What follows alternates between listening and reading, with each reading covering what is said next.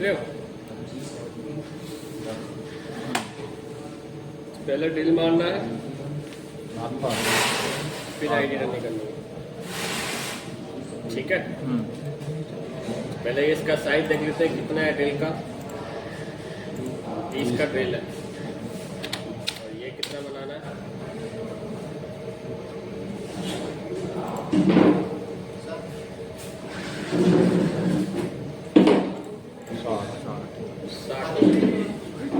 ठीक है,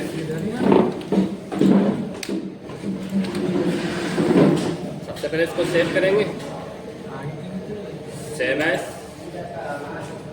डेस्कटॉप। मैंने यहाँ लिखा ID turning.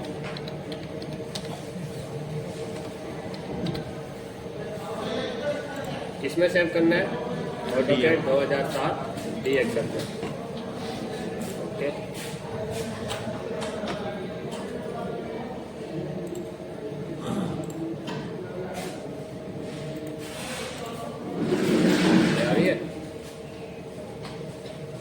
Master cam on करेंगे।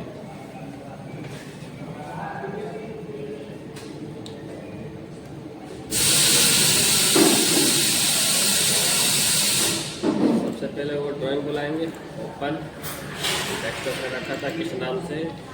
आईडी टर्निंग के नाम से। ओके, फिट किया, आगे ड्राइंग। अब हमें इसको क्या करना है? एक्सफॉर्म करना है। अब एक्सफॉर्म के लिए इसका सेंटर तो दिखाई नहीं दे रहा कहाँ है, तो कैसे पकड़ेंगे? तो हम इसमें लाइन ड्रॉ करेंगे। तो लाइन ड्रॉ किससे करेंगे? यार है create a line and point. इस पर क्लिक करोगे तो यहाँ आप लाइन क्रिएट कर सकते हो। उसके अंदर लाइन क्रिएट कर दिया। F9 से क्या होता है?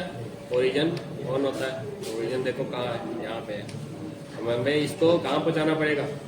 ओरिजिन के पास पहुँचाना पड़ेगा। Act from move to origin. Centre पे क्लिक करो, कहाँ चली गई? अभी ओरिजिन पे। अब जो आपने बनाई थी लाइन उसको कर दो डिलीट, वो मुझे अब नहीं चाहिए, तो भी डिलीट। अब क्या लगाएंगे? Material, machine type, lathe, default. Properties के प्लस पर जाएंगे। सबसे पहले टूल सेटिंग, रोगा नंबर क्या चाहिए वो बताओ। फीड कैलकुलेशन फ्रॉम टूल से assign sequentially one duplicate tool number. Stock setup पे जाएंगे। प्रॉपर्टीज मैक from 2 point, start point end last point. Okay, margin देना नहीं है क्योंकि हमें ओडी पे काम करना नहीं, हमें तो आईडी पे काम करना है, तो मार्जिन नहीं देना है। जॉर्ज भी आप पकड़ा सकते हो, नहीं भी पकड़ाएंगे तो कोई दिक्कत ही नहीं है, क्योंकि जॉर्ज तो ऊपर ओडी में पकड़ाएगा ना। नहीं भी पकड़ाएंगे तो भी कोई दिक्कत नहीं है। समझ लो? ओके, आगे वर्कपीस हमारा। अब जॉर्ज तो ऊपर पकड़ रखा है, ऊपर से क्या मतलब हमें? हाँ, कितना पकड़े, कितना ही पकड़े, हमें तो ये अंदर से मतलब है ना। अब इसमें क्या लगाना है? सबसे पहले ड्रिल मारना। तो ड्रिल मारने के लिए टूल पाथ और ड्रिल आ रहा है। ये सारे ड्रिल है, मैंने यही ले लिया पहला वाला ही। ये सेंटर ड्रिल दिखा रहा है, हमें कौन सा चाहिए? ये वाला ड्रिल चाहिए। ठीक है, जिससे फ्लूट बने हो काटने के लिए। ये डाया पूछ रहा है कितने का डाया, हमने वो चेक किया था कितने का था? 20 का था। तो हम क्या करते हैं? 18 का ड्रिल ले लेते हैं।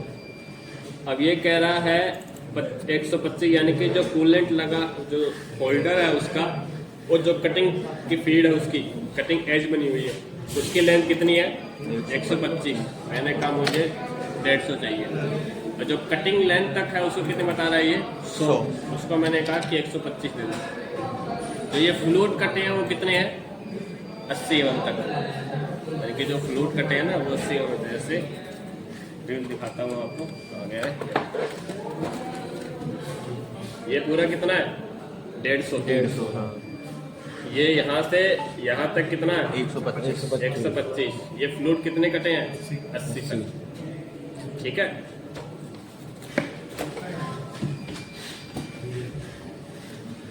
अब ड्रॉ टूल करके देखें। आप पीछे होल्डर लगाना चाहते हो तो होल्डर भी लगा सकते हो। जैसे मशीन के उसके ड्रिल के पीछे होल्डर आता है ना, तो यहाँ होल्डर आ रहा है, होल्डर भी लगा सकते हो। कह रहा होल्डर का डाया कितना चाहिए, ये यहाँ से पूरी लेंथ कितनी होगी। मैंने कहा 150 की लेंथ होगी। ड्रॉ टूल करके देखें, आ रहा है ना, इससे कुछ फर्क नहीं पड़ेगा, कोई फर्क नहीं पड़ेगा। लेंथ से भी ज़्यादा कुछ नहीं। फर्क नहीं पड़ेगा इससे। वो अपनी मर्जी, अब लगाओ ना लगाओ। ड्रिल तो आगे निकाल के रखे ना, मान लो 100 mm जाना है तो हम 125 आगे निकाल के रखेंगे, हमें उससे कोई मतलब नहीं है होल्डर से। फीड कैलकुलेशन एक ऑटोमेटिक ले लिया 0.05 RPM में चलाना है और 800-700 तक की स्पेंडल स्पीड में, ठीक है। डेप्थ पूछ रहा है लास्ट कितना जाना है, तो हमें पता ही नहीं कितना जाना है, तो हम सेलेक्ट करके पता लगा लेंगे। यहाँ तक जाना है मुझे, यहाँ तक सेलेक्ट करो। कितना कह रहा है, मतलब 100 है लगभग, हम प्लस ले लेते हैं 105, ठीक है प्रकाश।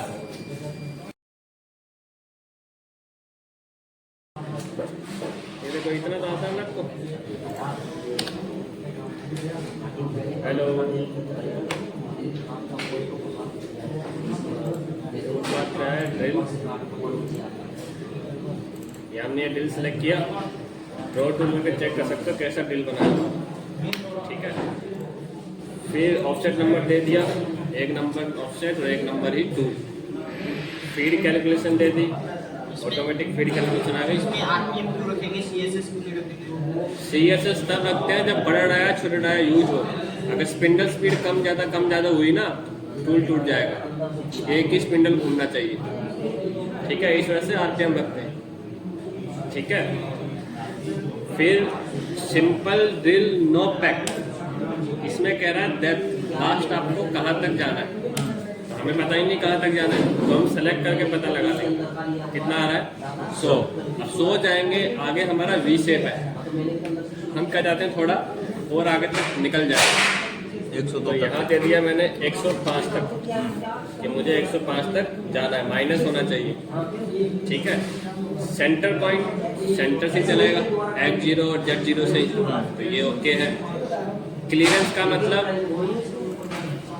जो 0.5 बाहर, कितने बाहर से चला है सर, चाहे 2 mm बाहर कहते हो ना, कि मुझे 2 mm बाहर से चलना है, वो है ये क्लियरेंस।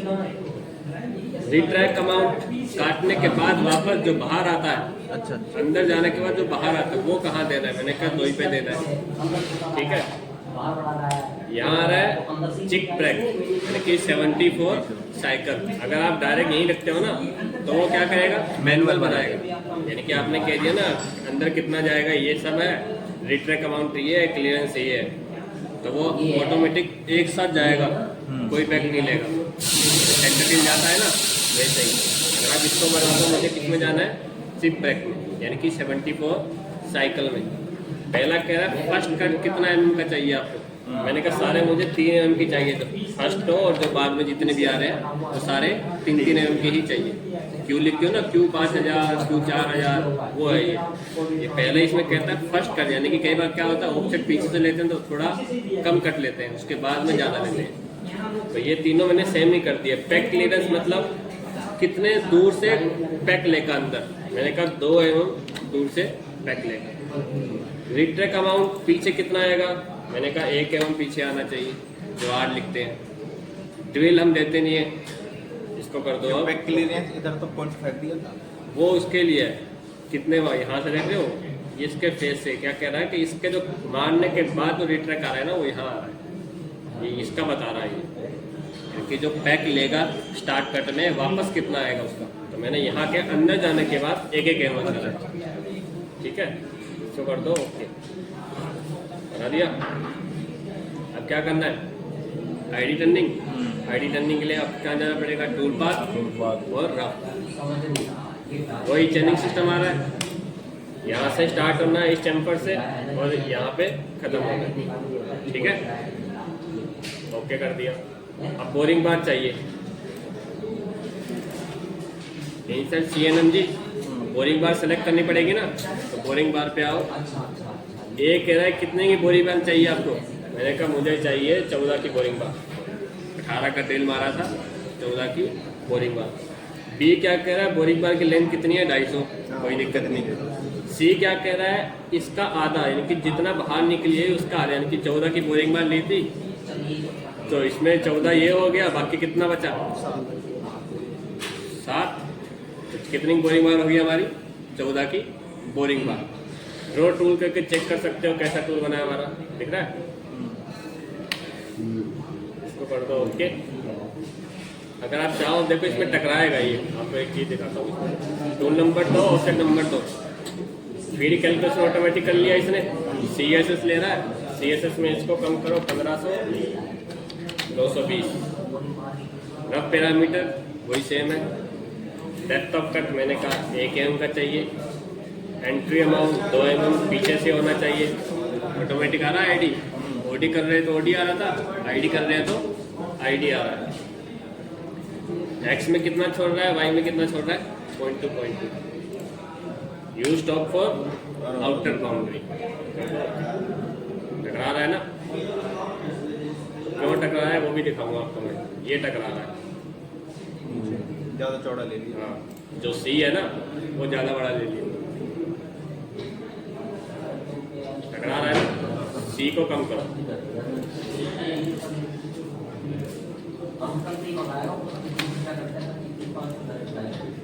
ठीक है,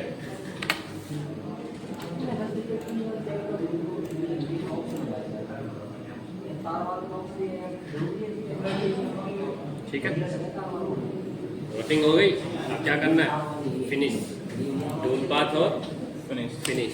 अगर आपको कम यानी कि यहाँ से लेकर सिर्फ यहीं तक ही फिनिश करना है तो नई चेन बना लो। अगर उसी चेन पे वापस चलना है तो यहाँ आ रहा है लास्ट, यानी कि जो लास्ट सेलेक्ट किया था उसको पकड़ लो। हमें लास्ट को सेलेक्ट कर लो और ओके कर लो, सेम टूल रहेगा। CSS में इसको ज़्यादा कर दो 250, इसको 1800 कर दो। Finish parameter last step over 0.2 का। कंप्यूटर मतलब अभी हमने उसमें किया था ना IOD के अंदर, हमने चीज में कंप्यूटर रख दिया, यानी कि 4142 का यूज मुझे नहीं करना। अब मैं चाहता हूँ कि 4142 का यूज हो तो क्या करूँ, कंट्रोल। ठीक है, 4142 जानता हूँ ना। OD में काम कर रहे हैं तो 42, ID में काम कर रहे हैं तो 41। तो कंट्रोल किया तो क्या लिख के आएगा 41, ID में 41 लिख के आएगा।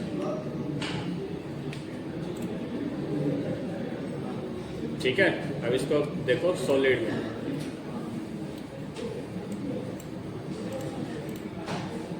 ये हमारा ड्रिल, ये बोरिंग बार।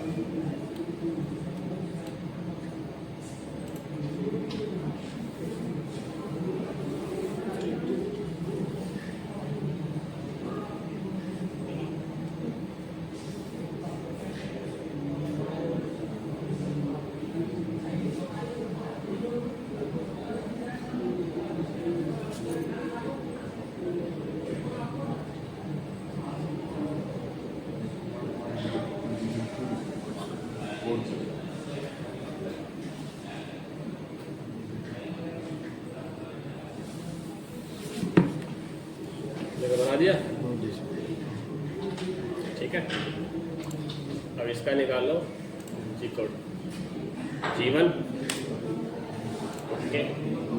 डेस्कटॉप पे चाहिए, ओके।